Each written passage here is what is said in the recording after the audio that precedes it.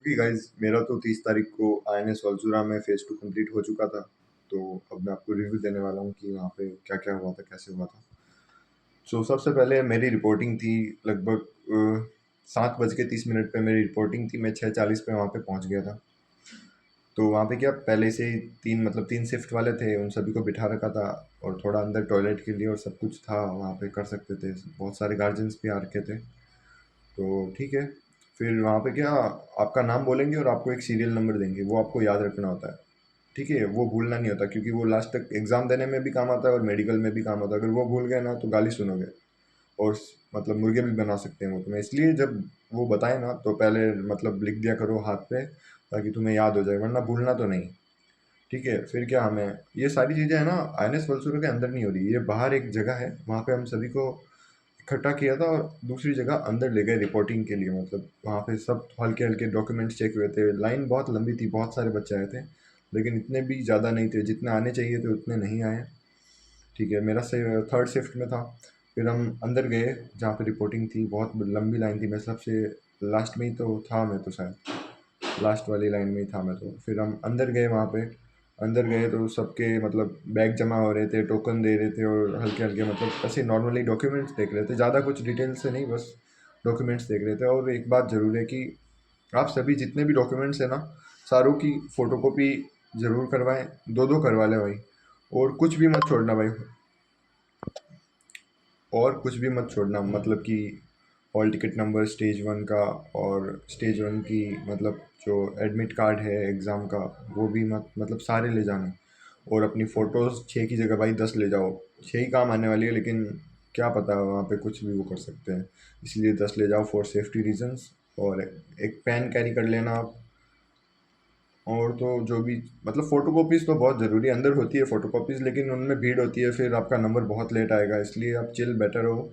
फ़ोटोकॉपीज़ यहीं से ले जाना। फिर क्या जिनके फ़ोटोकॉपीज़ नहीं थी उनको फ़ोटोकॉपीज़ वाली लाइन में भेज दी, और जिनके मतलब सारे डॉक्यूमेंट्स प्रॉपर थे और फ़ोटोकॉपीज़ सब कुछ थी उनको अलग बैठा दिया गया, मतलब ऐसे ही साथ में बैठा दिया गया। अब फ़ोटोकॉपीज़ वाली लाइन में और वो उधर बैठे हैं।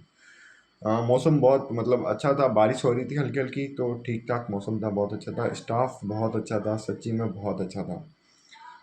फिर क्या बहुत टाइम लग गया इसमें, मतलब डॉक्यूमेंट्स में और फ़ोटोकॉपी में इनमें लग गया था थोड़ा टाइम। फिर क्या हमारी बायोमेट्रिक हुई थी। बायोमेट्रिक हुई तो सबका टाइम लगना ही है भाई, बहुत टाइम लग गया हमारे, मतलब कि 2 बजे के आसपास बायोमेट्रिक सब कुछ कंप्लीट हुआ था। सुबह 6:40 पे गए थे मैं। अब 2 बजे तक शिफ्ट होके मैं वो बायोमेट्रिक हुई थी। और जो डेढ़ होशियार बन रहे थे वहाँ पे एक मैम थे, जो बंदे डेढ़ होशियार बन रहे थे, फॉर एग्जांपल कोई मतलब फ़ोटोकॉपीज़ नहीं करवा रहे थे और कुछ भी मतलब जो बोला वो नहीं लेके आए, तो उन मैम ने ना उन बंदों को सज़ा दी थी, मतलब कि किसी से 50 पुशअप्स निकलवाए, किसी को कुर्सी बना दी, किसी को कुछ थे अच्छे। बट अगर आप गलती करोगे तो आपको सज़ा ज़रूर मिलेगी, ऐसे नहीं होगा कि आपको छोड़ दिया जाएगा, सज़ा ज़रूर मिलेगी, बट छोड़ेंगे नहीं। ठीक है, जो गलती की उनको सज़ा मिल गई। फिर क्या आपकी वहीं पे मतलब जहाँ पे बायोमेट्रिक होता है ना, डॉक्यूमेंट्स चेक कर लेते हैं और आपकी मतलब हाइट वाइट चेक कर लेते हैं। मुझे तो ऐसे ही कहा कि भाई तू जा। मेरा एक दोस्त था, उसकी और मेरी हाइट मतलब बराबर थी, 6 फीट से ज़्यादा थी, 190 सेंटीमीटर से ज़्यादा थी। हम दोनों को तो ऐसे ही बोल दिया, भाई तुम दोनों निकलो, तुम्हें हाइट की ज़रूरत नहीं है चेक करवाने की। ठीक है, बहुत इसमें भी थोड़ा टाइम लग गया, डॉक्यूमेंट्स चेक हुए अलग लाइन में, फिर बायोमेट्रिक वाली लाइन में, फिर हमें हाथ में कुछ पहनने के लिए बैंड दिया था। मेरा शिफ्ट 3 था तो मेरे शिफ्ट 3 के लिए दिया था, मैं बताता हूँ रुको।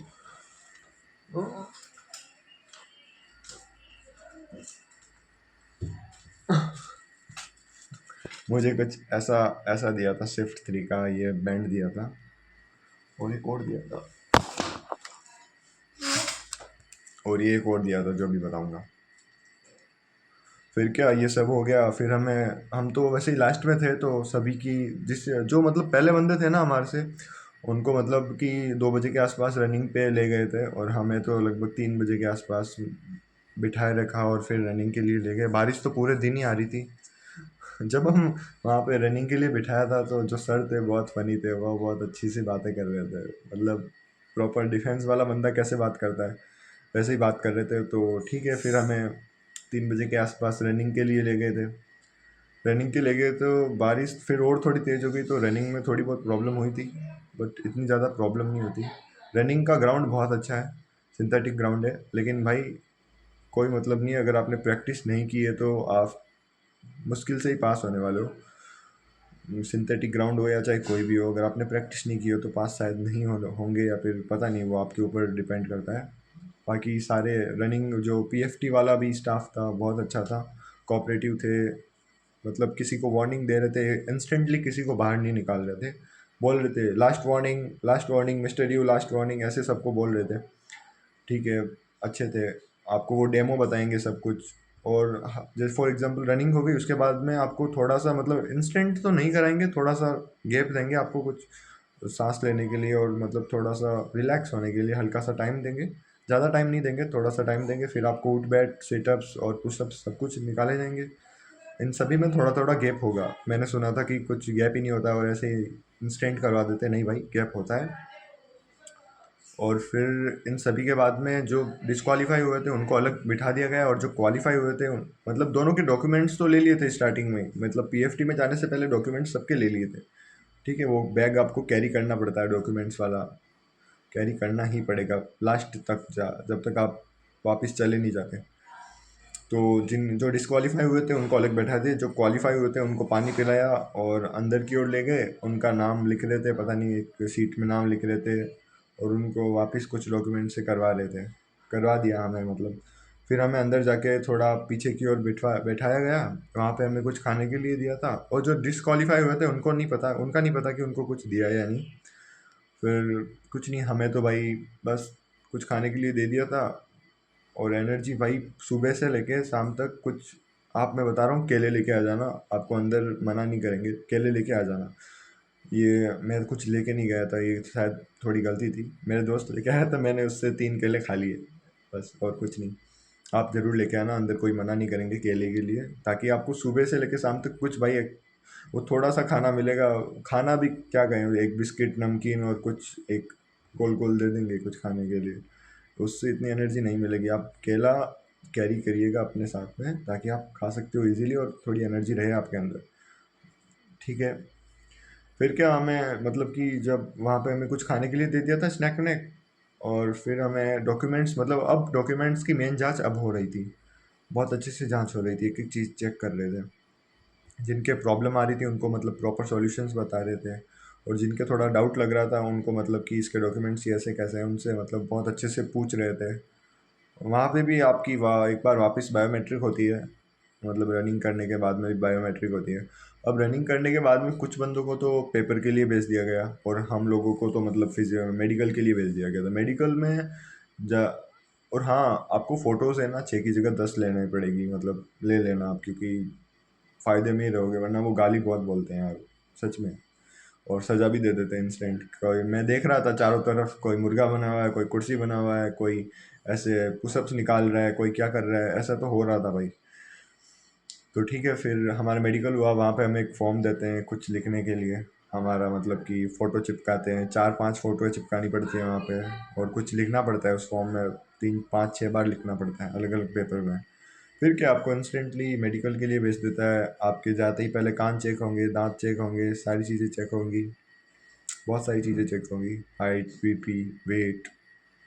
मेरा भाई 79 पॉइंट समथिंग था, 80 मान लो, उन्होंने 78 लिखा, बहुत अच्छे थे। उन्होंने मुझे बोला कि थोड़ा सा वेट कम हो सकता है तो कर लो, करना ठीक है, और कुछ नहीं। और फिर क्या, हमें मतलब जो भी भाई मेडिकल का ध्यान रखना, ईयर वैक्स रिमूव करके आना। बहुत से बंदों को रीमेडिकल मिला है इससे, तो आप क्यों भाई उन सभी को टाइम दिया है अहमदाबाद जाने का, मतलब कि 2 से 6 तारीख तक जिनको भी रीमेडिकल मिला था ना, उन सभी को 2 से 6 तारीख तक अहमदाबाद में रिपोर्ट करने के लिए बोला, मिलिट्री हॉस्पिटल में। तो भाई बहुत खर्चा हो जाएगा, इससे अच्छा तो पहले से ही थोड़ा क्लियर करके जाओ, थोड़ा जो आप कर सकते हो वो करके जाओ, वरना तो रीमेडिकल मिलेगा पक्का। और इतना नहीं, आपके कोई ज़्यादा ही प्रॉब्लम हो रही है ना, उन्हीं को मतलब ऐसे हाँ कंसिडर कर रहे हैं कि हाँ भाई रीमेडिकल देना चाहिए इसे, तो बस और कुछ नहीं। फिर मेडिकल होने में बहुत प्रोसेस हो, बहुत टाइम हो गया यार, लगभग मेडिकल होने में 9 बज गए थे हमारे तो। फिर मेडिकल होने के बाद में उनका सभी को रिजल्ट बताया कि मतलब आपके भाई ये प्रॉब्लम है, आपको ये है, आपको आपको ये ठीक करवाना है, आपको यहाँ पे रिपोर्ट करना है 2 से 6 तारीख के बीच में। और जो भी मतलब हो रहा था वो बता रहे थे। ठीक है, और क्या। और फिर हाँ, हमें पेपर के लिए भेज दिया गया। पेपर के लिए भी मतलब आप कहीं पे भी जाओगे ना, फॉर एग्जांपल मेडिकल के लिए जाओगे तो आपको बस लेने आएगी। मेडिकल से पेपर देने के लिए जाओगे तो आपको बस से जाना पड़ेगा मतलब। और मेडि पेपर होने के बाद में भी आपको जहाँ पे आपकी रिपोर्टिंग हुई थी वहाँ तक छोड़ेंगे, वहाँ से भी बस से छोड़ेंगे। तो मतलब एकदम आपको ठाट बाट से रखेंगे और अच्छे से, बस आप अच्छे से रहने चाहिए। फिर क्या पेपर हो जाता है। पेपर में भी सीरियल नंबर स्टार्टिंग में जो रिपोर्टिंग के टाइम देते हैं उनको याद रखना बहुत ज़रूरी है, वरना फेल दिए जाओगे बिना फालतू के। तो याद रखना बहुत ज़रूरी है, हाथ में लिख लेना। फिर ठीक है, हमारा पेपर हुआ था, पेपर हो गया। पेपर का अब क्या कहूँ, इजी नहीं था। पहली बात तो पेपर मॉडरेट टू डिफ़िकल्ट ही था, और जो इजी पार्ट था वो भी कैलकुलेटिव था। अब फिज़िक्स और मैथ में बहुत कैलकुलेटिव था, और तो गोले भरने में टाइम लग जाता है, तो आधा टाइम वहाँ पे निकल जाता है। ऑनलाइन में तो बस क्लिक करना होता है और ये ख़त्म। वरना इन वहाँ पे तो गोले भरने में भी टाइम होता है, तो आपको थोड़ा स्पीड रखना पड़ेगा। और अब की बार शायद मुझे लगता है कि पिछली बार जो 51 के कट ऑफ गई थी राजस्थान की, उतनी भी नहीं जाएगी। आपको पता है राजस्थान की कट ऑफ सबसे ज़्यादा जाती है, लेकिन स्टेज 2 की अब की बार नहीं लगता कि उतनी जाएगी। ये वेरी करेगी 30 से 40 के बीच में मुझे लगता है। तो बस फिर क्या, ये सारी हमें ना फिर पेपर जाने के बाद में वापस बस से वहाँ पे छोड़ा था। और जो हमारे से पहले वाली शिफ्ट का था ना, जिनका मतलब मेडिकल बाद में हुआ था, उनको तो हमारे से भी लेट छोड़ा था, और हमें तो 11:48 या 11:45 पे छोड़ा था हमें। मतलब वहाँ से एग्ज़ाम होने के बाद में बस से हमें रिपोर्टिंग की जगह पे लेके गए थे। वहाँ पे हमें जो टोकन दिए थे स्टार्टिंग में, वो वापस मतलब एकदम सीक्वेंस से वापस लिए थे हमसे, और सबके नाम लिखे थे, कौन कौन आए, सबकी काउंटिंग हुई थी, सारी चीज़ें हुई थी। और वहाँ पे कुछ स्नैक पड़े थे जो उन्होंने दिए तो नहीं, मैंने ऐसे ही उठा के लेके आ गया। मैं तो दो डाल दिए मेरे बैग के अंदर। भूख लग रही थी तो उठा लिया, उन्होंने भी कुछ कहा नहीं, बहुत अच्छा था वैसे तो स्टाफ। फिर क्या, 11:48 के बाद में हमें निकले वहाँ से, मोबाइल मिला। घर वाले बहुत परेशान हो रहे थे कि भाई कहाँ पे चला गया, मेडिकल देने गया या फिर क्या। किसी का कॉल ही अटेंड नहीं किया था। ठीक है, आप भी अपने घर वाले को बोल देना कि 12 से 1 भी बच सकते हैं। जो पीछे वाले, जो दूसरी शिफ्ट वाले थे, उनको तो 12 से ज़्यादा टाइम लगा था शायद। ठीक है, बस टाइम का बोल देना कि हाँ कॉल नहीं कर सकते बीच में। और आप डिसिप्लिन मेंटेन रखना अंदर, वरना भाई ऐसे ही कुछ सज़ा देंगे आपकी, आपको सज़ा देंगे, फिर आप हाथ दर्द होने लग जाएंगे, पाँव दर्द होने लग जाएंगे, पीएफटी में क्या करोगे फिर। तो इसीलिए डिसिप्लिन रखना, और कुछ नहीं। और एक बात बोलना चाहता हूँ कि आप ट्रैवल करो तो आपके पास 3 से 4 हज़ार रुपये होने चाहिए, बिकॉज बहुत वलसूरा है ना, थोड़ा बाहर की ओर है, बहुत दूर पड़ जाता है, तो वहाँ से आने जाने का खर्चा भी पड़ जाता है भाई। 100-150 रुपये ले लेते हैं कोई कोई, तो 150-150 रुपये। आप ग्रुप के साथ आओगे तो 50-50 रुपये ले लेंगे। थोड़ा बहुत नेगोशिएट करना तो हो जाएगा। फिर तो क्या, और क्या। और हाँ, अगर आप, मैं बताना चाहता हूँ कि आप ऐसा मत सोचना कि हाँ भाई थोड़ा बाहर रह लेता हूँ कहीं पे, रेलवे स्टेशन पे ही रह लेता हूँ, थोड़ा तो टाइम है ये कर लेता हूँ। भाई प्लीज़ अवॉइड कीजिए सारी चीज़ें। आप एक होटल का रूम ले सकते हो, 700 रुपये तक आता है, मिल जाता है ऑनलाइन में आप। और हाँ, होटल बुक करते हो तो भी ऑनलाइन ही बुक करना, ऑफलाइन में तो बहुत महंगा पड़ जाएगा। मैंने किया था रेड बस से, मुझे 700 रुपये में डिलक्स रूम मिला था। हाँ, तो आप देखो, ये चीज़ मुझे लगता है ये कोई वेस्ट ऑफ मनी नहीं है, आपको कर लेना चाहिए। अगर आप 2-3 बंदे हो तो भी आप होटल में ज़रूर बुक करना, बाहर किसी गेस्ट हाउस में मत रुकना भाई। इतना सही नहीं होगा, क्योंकि सारी चीज़ें अवेलेबल टाइम पे नहीं होगी। बहुत सारे तुम्हारे जैसे लोग होंगे जो मतलब बिज़ी रह जाओगे, फिर इतना टाइम नहीं मिलेगा तुम्हें। इसलिए कोई होटल का रूम ले लेना, बाहर रहने की भूल मत करना कि हाँ भाई यहाँ पे ये कर लेता हूँ वो कर लेता हूँ। पैसे लगेंगे थोड़े बहुत, पर ठीक है, आप सही से रहना और सही से जाना वहाँ पे। और क्या, खाना खाना वाना देख लेना भाई, थोड़ा बहुत अच्छा अच्छा ही खाना, कुछ बाहर का ज़्यादा मत खाना। और क्या था। और हाँ, आप अगर ट्रेन से आ सकते हो ना, देखो डायरेक्ट जामनगर के लिए ट्रेन तो बहुत मुश्किल से मिलेगी। अहमदाबाद से आपको, या फिर ये क्या, साबरमती से या फिर अहमदाबाद से आपको ट्रेन मिल जाएगी जामनगर की।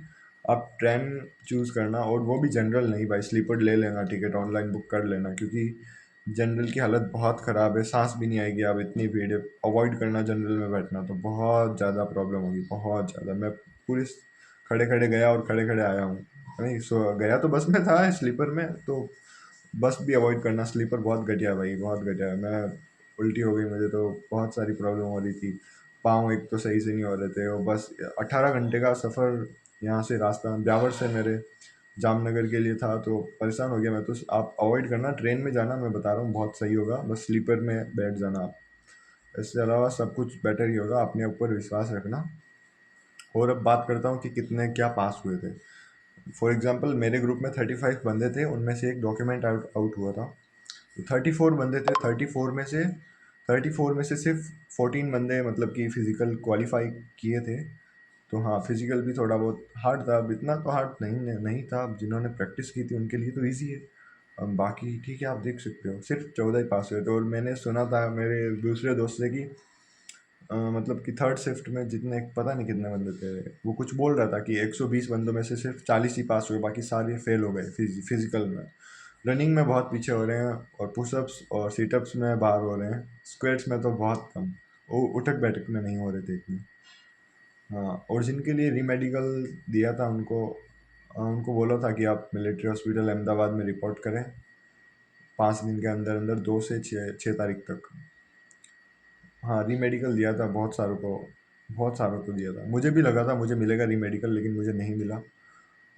ठीक है, बस। और अपनी हाइजीन मेंटेन रखना। जो भी चीज़ आप कर सकते हो सही, उसको करके जाना। बस वहाँ पे प्रॉब्लम हो जाएगी, वरना छोटी सी चीज़ बहुत बड़ी बन जाएगी। सारी फोटो कॉपीज़ लेना।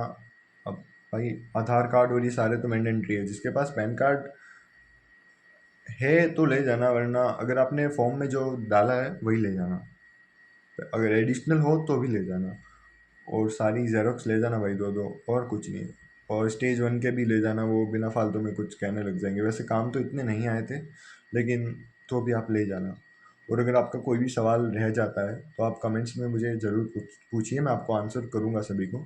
और अगर आपको वीडियो अच्छी लगी हो, तो वीडियो मतलब हेल्पफुल लगी हो, तो आप वीडियो को लाइक कीजिए और शेयर कीजिए। जो स्टेज 2 देने जाएंगे जामनगर या फिर कहीं पे भी, एक रफ आइडिया मिल जाएगा उनको कि क्या क्या करना चाहिए और क्या क्या मतलब होगा आगे। So yes guys, bye bye, जय हिंद।